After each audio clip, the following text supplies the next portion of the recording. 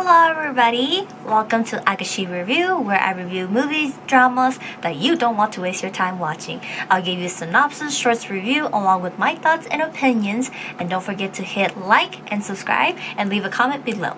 Now let's go into the review.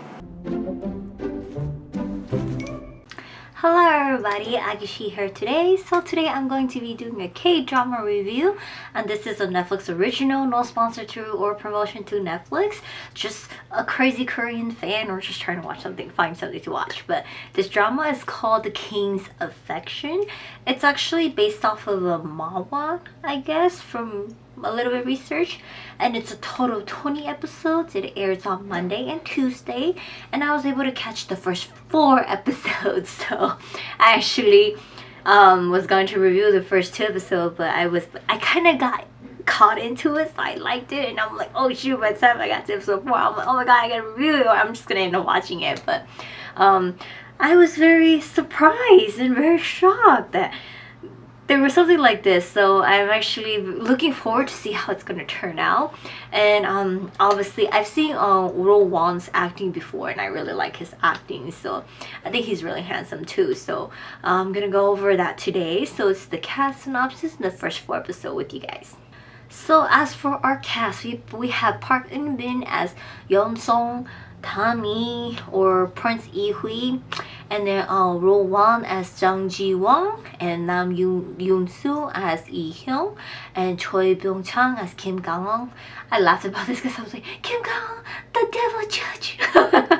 I haven't told Agashe about it, and then we have Bae Yong-kyung as Shin Eun-soo, and then Jun Chen-yu as No Han-kyung, and there's tons of other people like the king, the queen, the crown, the young prince, and the court lady, and the eunuch, and all these other people in the palace. But as for our synopsis, when the crown prince consorts give birth to a twin, the twins are not a good sign in terms of history during this time, and the king orders to kill the daughter because it's a set of twin, a boy and girl.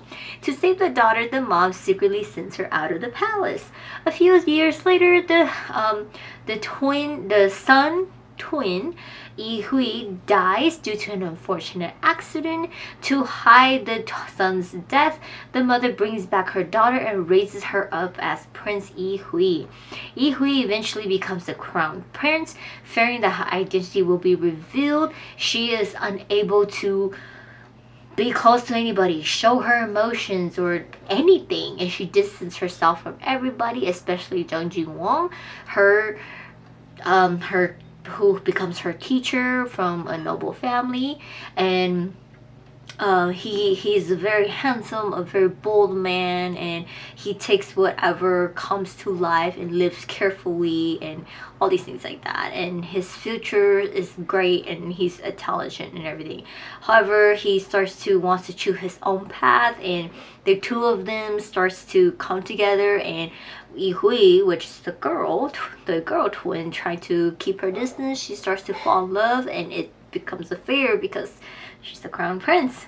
So, recap on the first 4 episodes. The drama starts us off with the crown prince consort, which is the crown princess or something like that, giving birth, and it's a boy. Everybody is happy with joy and everything that it's a prince. She suddenly starts to feel pain again, and another baby is born, and it's a girl. They are twins. The current king at that time cannot let it happen to his family, and saying that in his family line, a prince should never share a womb with a girl, and it's a bad sign that it's twins. So therefore he tells his people that anybody who knew that the crown princess gave birth to the set of twins must die, and the baby girl must die, and it should never exist as history that there's like this, and the prince should just be the only one that was born that night. So there's Lord Sang or Sang-hoo, whatever. He ordered his men Jang Sok-jung to go and do all the killing. When they reach the crown princess's room, she states the baby girl is already dead. They double check, the baby is not breathing anymore, and they leave. After they leave, she quickly tells the physician to remove the needle from the baby's neck, leaving a mark on her neck. She asks the physician to take the baby and take the baby as far away as she can. So what she did was, by putting the needle in the baby's neck, it stopped her the baby's breathing for temporary. And then she tells her trusty guard like Yoon Chu to take the baby far, far away where she could never be found, never brought back to the palace. Years later, Faith brings the girl back to the mom and back into the palace. She's grown up now. She goes by Tommy, that's her name, and she has a scar on her neck because from the needle part when she was a baby. And she becomes a young court maid in the palace washing laundry. One day as she washes clothes, one of her cloth hangs on the tree and she tries to go get it. She falls over and she ends up bumping to the Prince Yi Hui, and they are shocked because they look exactly alike and they do not know why. So the young prince, his teacher, is accused and is about to be beheaded. The crown prince doesn't believe it. The prince doesn't believe it, and he wants to go see his teacher. So he decides to bring Tamin in, and the two of them swap places because they are identical. Nobody will be able to tell them apart. He sets foot outside of the palace to go, to go see his teacher, and he wants to save his teacher, and he continuously does this. And the mom finds out. She learns that Tommy, which is her daughter, was raised up in the mountain in a temple by a bunch of nuns. After the place burnt down, she didn't have anywhere to go and decided to become a maid in the palace. The mother is torn to see her daughter again, but she cannot keep her daughter around as she lied years ago that her daughter is dead. In the meantime, Taming is always helping the prince sneak out. She also becomes friends with Jung Ji-woo, and a little love starts to spark between them. And Jung Ji-woo gives her name Young-so, meaning the lotus flower. We learn that Jung Ji-woo's father is Jung Sok-ju, who was the one that was sent by the Lord Sang-hyun to go kill everybody that night and to go kill the girl. So he knew about the twin and everything. He's pretty much like the last person knowing about it besides the dad and the mom and all these things like that, And he sees Taming and realizes that she looks exactly like the prince. So information gets passed around, and Lord Sang-hoon learns that his daughter kept the twin alive. So basically the mom, who is married to the crown prince who gave birth to the twin, her dad is the Lord Sang-hoon or something like that. And so he's pretty much like, I worked so hard to make you the crown princess. I'm not gonna let this happen and everything. So he sends out Jung Jung-suk to end the life of Tommy again. So during an elderly festival, news came out that Tommy was picked to go work outside of the palace for the day. It was perfect for Jung Sok-chuk to go and kill her. But little did they know the prince and her swapped place already. The prince wanted to go because that same day the prince teacher was going to get beheaded, so he swapped places with Tommy already. So Tommy is currently at the palace acting as the prince, and the prince is acting as her. And as information got out, the mom learned this. She sends her trusty guard to go and save her son. Yi Hui is confused when he finds, that like, what the hell, they know who I am, and it's like, no time to escape, run little prince. And so as this guard Yoon Hyun-soo, he helps Yi Hui run, Jung Ju-suk chases them, and he ends up killing who he thinks is Tommy and shoots an arrow into Tommy, and she dies, And the mom and the real Tommy is informed of all of this, and the mom verifies the body and confirms that it's the girl, but she knows it's not the son because of the mark. The girl has the mark and the boy does not have it. Nobody knows that, only the mom does.